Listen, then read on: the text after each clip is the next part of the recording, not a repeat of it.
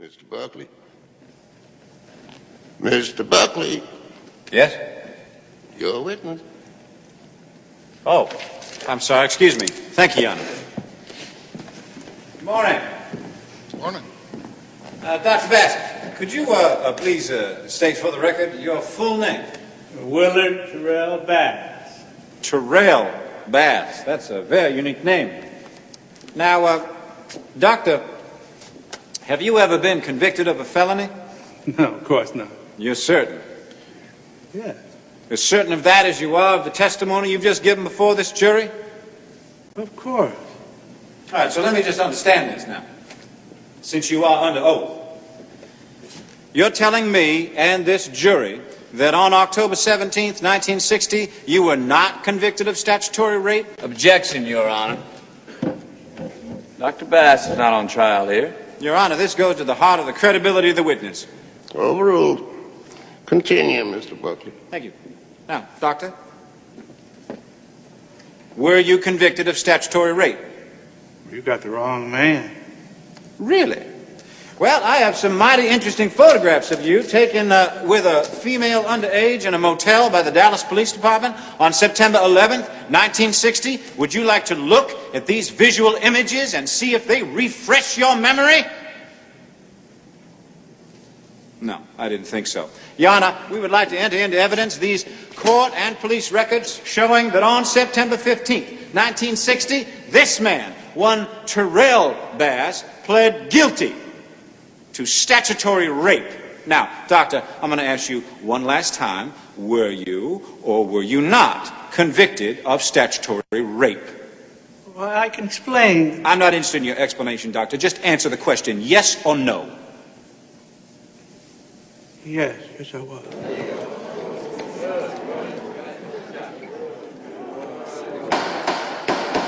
That's enough. I have nothing.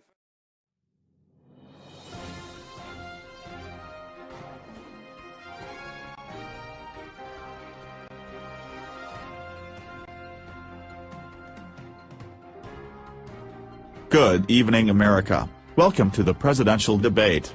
Governor Romney, you may begin the debate with your response to President Obama's healthcare policy.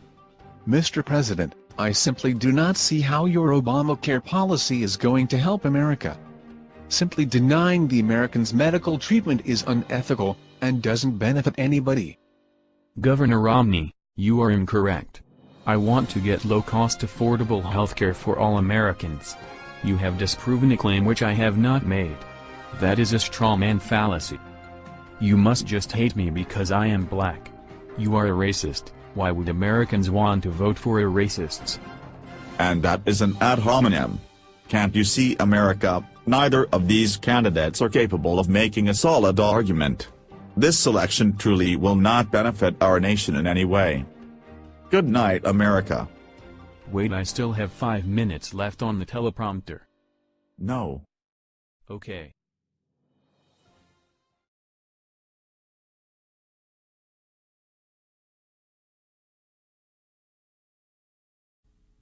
Does the shoulder strap in your car cut into your shoulder?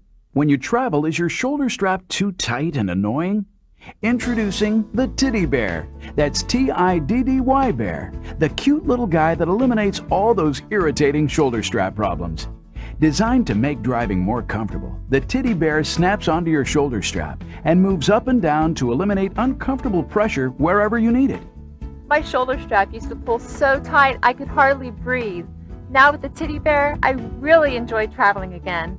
With a patent-pending swivel design, you can easily adjust the Titty Bear to work from either the driver's side, passenger seat, or infant car seat, and it fits on all makes and models. Just snap it on, slide it to where it relieves the pressure, and you're ready for a comfortable ride. The Titty Bear stays where you want it until you move it, and it's easy to slide out of the way when not in use. The cuddly Titty Bear is filled with soft, cushy beads, so it snuggles comfortably to your needs. Place it here, or anywhere you need to keep those irritating straps from digging in. My shoulder strap was always digging in, but the Titty Bear, it makes it comfortable for me to drive again. Kids of all sizes love the cuddly teddy bear. And the secure snap-on button makes the teddy bear safe and fun for infants and small children too. The cuddly teddy bear is so comfortable and convenient to use, your whole family will love it. If you're in and out of your car all day like I am, you're really going to enjoy the comfort of the teddy bear. Now you can have your own teddy bear and eliminate those annoying shoulder strap pains. Call and order your teddy bear right now. Call 1-800. Hi, it's Fitz with Slap Chop. You're going to be in a great mood all day because you're going to be slapping your troubles away with the Slap Chop. Now look, here's a potato.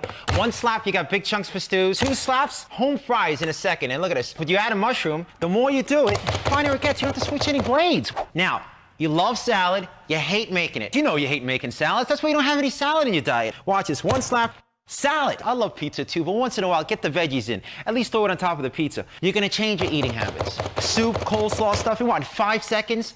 4 or 5 seconds, it's done. This tuna, looks boring. Stop having a boring tuna. Stop having a boring life. Add this tuna, put it here like this. Now you're gonna have a nice tuna salad. Look at this. You're gonna have an exciting life now. Look, here's a hard-boiled egg. 1 chop, you add the pickle, you add the green onion. And what you can do, you can mix things together. You add the ham, and you're gonna love this. You don't have time to make breakfast. Breakfast to go. You're gonna love my nuts. Watch this. Almonds, walnuts, comes with a cover. So you can do everything in the cover, all right? Or you can do it on the board, whatever you'd like. It's so easy, 1 finger. If I could do it with 1 finger, you guys can do it with your whole hand. Kids can do it. You know what they charge at the ice cream stores? $1 for toppings at the ice cream stores. Add a couple cookies if you want. You can make it for 10 cents. Stop throwing your money away. You know, not only nuts, what about fruit? Put a mango. Look at that, isn't that beautiful on your ice cream? The reason you're gonna slap away every day is because it's so easy to clean. 1, 2, and pops open like that, like a butterfly to clean.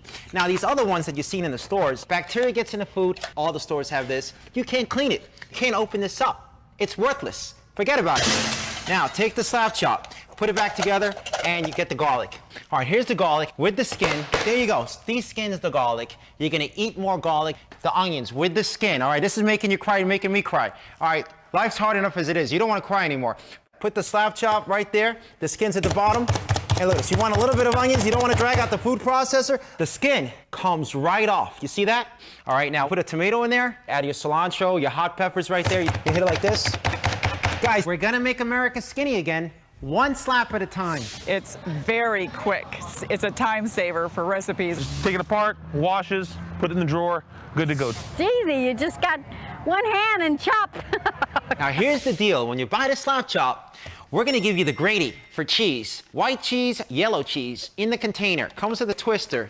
And watch this, tacos, fettuccine, linguine, martini, bikini. Look at that, comes with 2 blades, just bang it. The cheese comes right out, fine and coarse. Parmesan, comes with a cover, stays sealed. Put it in the fridge, take it out when you need it, pass it around a table, you're gonna love this thing. The Slap Chop sells for $19.95, but if you call now, within the next 20 minutes, because you know we can't do this all day. Take the work out of your workout. The Hawaii chair. You know, Tamara, the Hawaii chair wasn't designed just for home. I mean, after all, for some of us, at least 40 hours of our week is spent sitting behind a desk at the office. So to see what office workers think of the Hawaii chair, we sent Erin Lee to work. Hi, I'm Erin Lee with Perfect USA, and today we've brought the Hawaii chair to a very busy work environment. Let's get some first-time reactions. Oh my gosh, this is amazing. That feels great on my abs. I can really feel this working. Hawaii chair while answering phones, using the computer, balancing books, or filing paperwork. You can hardly call this work. With the Hawaii chair, it takes the work out of your workday. If you can sit, you can get fit. The Hawaii chair. Thanks, Erin Lee.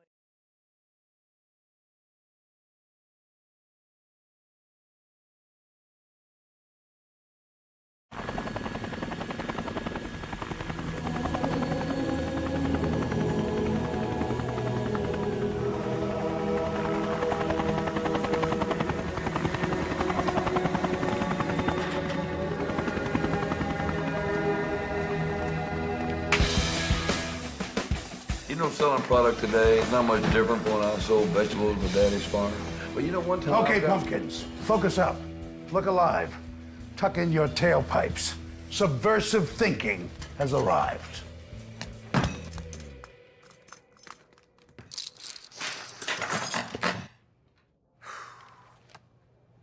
Humongous tinfoil catamaran.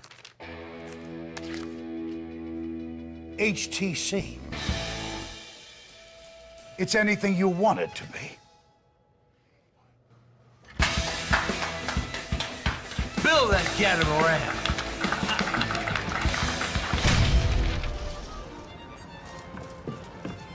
Safety first. So, HTC stands for? Humongous tinfoil catamaran. Great, moving on. Hipster trunk car wash. They love it loud. Can you switch it up? I need options.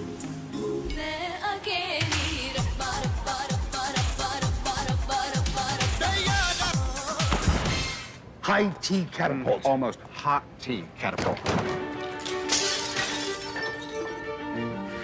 Now that's on.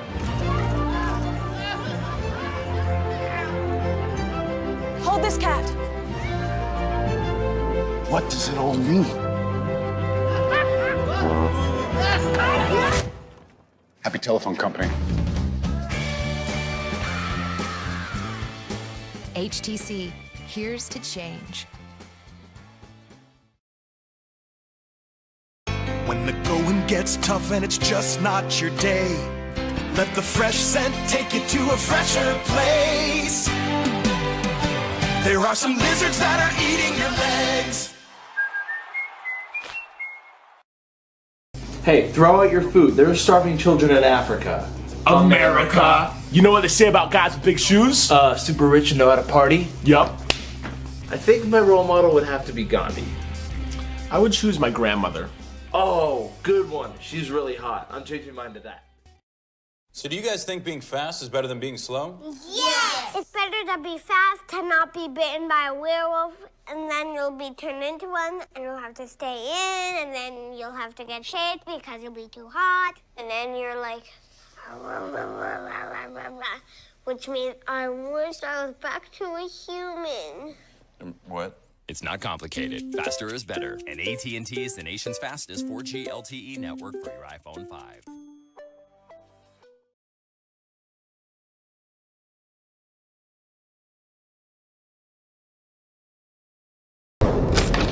Oh, hi, Mom.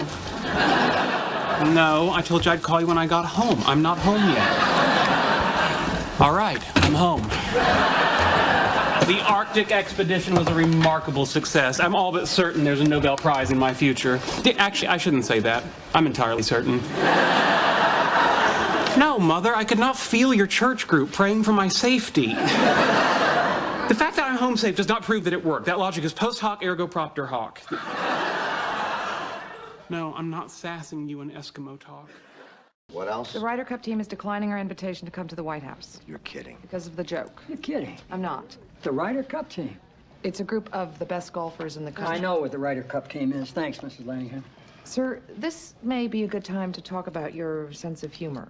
I've got an intelligence briefing, a security briefing, and a 90-minute budget meeting all scheduled for the same 45 minutes. You sure this is a good time to talk about my sense of humor? No. Me neither. What else? It's just that it's not the first time it's happened. I know. Talking about Texas, sir? I know. USA Today asks you why you don't spend more time campaigning in Texas, and you say it's because you don't look good in funny hats. It was big hats. What difference does it make? It makes a difference. The point is we got whomped in Texas. We got whomped in Texas twice. We got whomped in the primary, and we got whomped in November. I think I was there. And it was avoidable, sir. CJ, on your tombstone, it's going to read post hoc ergo propter hoc. Okay, but none of my visitors are going to be able to understand my tombstone. 27 lawyers in the room. Anybody know post hoc ergo propter hoc? Josh? Post, after hoc, ergo, therefore. After hoc, therefore, something else hoc. Thank you. Next. Well, if I got more credit on the 443 thing. Leo. After it, therefore, because of it. After it, therefore, because of it. It means one thing follows the other, therefore it was caused by the other. But it's not always true. In fact, it's hardly ever true. We did not lose Texas because of the hat joke. Do you know when we lost Texas? When you learn to speak Latin? Go figure.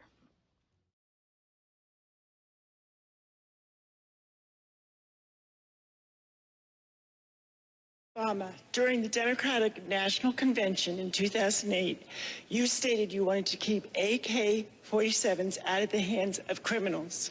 What has your administration done or plan to do to limit the availability of assault weapons? And so what can we do to intervene to make sure that young people have opportunity, that our schools are working, that if there's violence on the streets, that working with faith groups and law enforcement, we can catch it before it gets out of control. What I believe is we have to do, as the president mentioned towards the end of his remarks there, which is to make enormous efforts to enforce the gun laws that we have and to change the culture of violence we have. And you ask, how are we going to do that? And there are a number of things. He mentioned good schools. I totally agree. We were able to drive our schools to be #1 in the nation in my state. And I believe if we do a better job in education, we'll give people the hope and opportunity they deserve, and perhaps less violence from that. But let me mention another thing, and that is parents. We need moms and dads helping raise kids. Wherever possible, the benefit of having 2 parents in the home, and that's not always possible. A lot of great single moms, single dads. But gosh, to tell our kids that before they have babies, they ought to think about getting married to someone, that's a great idea. Because if there's a 2-parent family, the prospect of living in poverty goes down dramatically. The opportunities that the child will be able to achieve increase dramatically.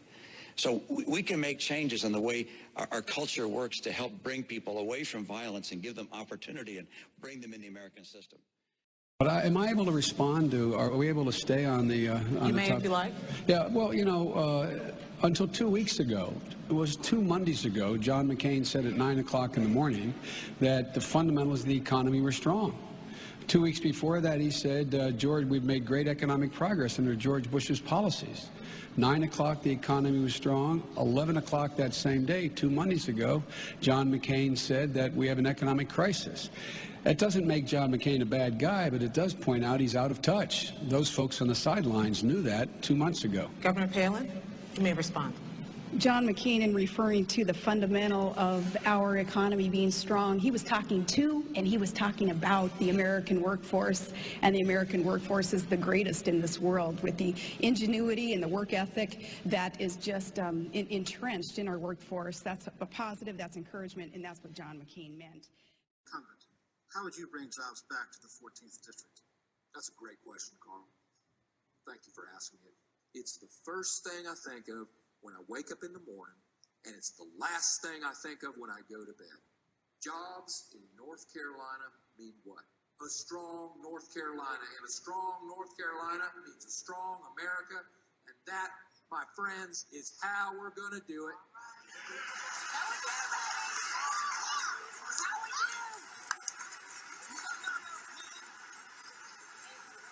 Mr. Huggins, you have 1 minute for rebuttal. Just like rehearsed. Cam Brady just gave you the old DC dip and twirl. Just danced around the question.